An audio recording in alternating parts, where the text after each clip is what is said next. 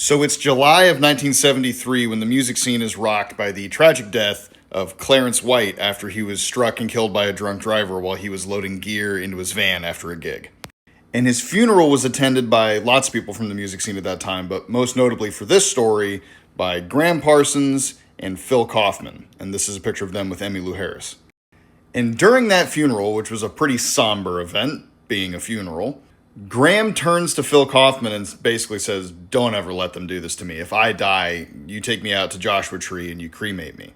Now, for all Phil Kaufman's faults, apparently he was a good friend and a good listener. Because just a couple months later, in September of 1973, Gram Parsons dies of an overdose of morphine and alcohol at the Joshua Tree Hotel. So the coroner shows up and they take Gram's body to the airport at LAX, where he's supposed to be collected by his stepdad, who was flying in from, I think, Louisiana. Then this guy shows back up. Phil Kaufman says, "Not on my watch. I told Gram we were going to take him out to Joshua Tree." He grabs one of his buddies, they dress up as funeral workers, and they borrow a hearse. Then they drive that hearse to the airport and convince the coroner, "Oh no, they're going to fly him out of this other airport. We're going to transport the body."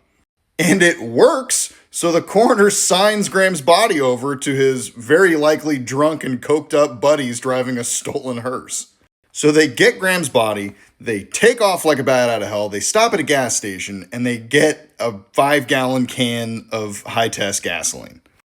Pause here to notice the flames on the leg of Gram's nudie suit, which were a bit of foreshadowing. So these two guys with their 5 gallons of gas drive out into the middle of the desert in Joshua Tree, pull the casket out of the back of the hearse, dump all 5 gallons in it, strike a match, and walk away like the cool guys in the movies.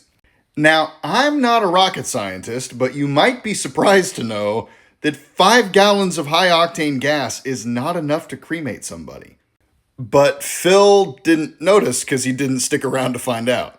So several days later, the traumatized and confused family of Gram Parsons, who has no idea where his body went, they are notified that hikers in Joshua Tree had stumbled upon the half-charred remains of Gram Parsons.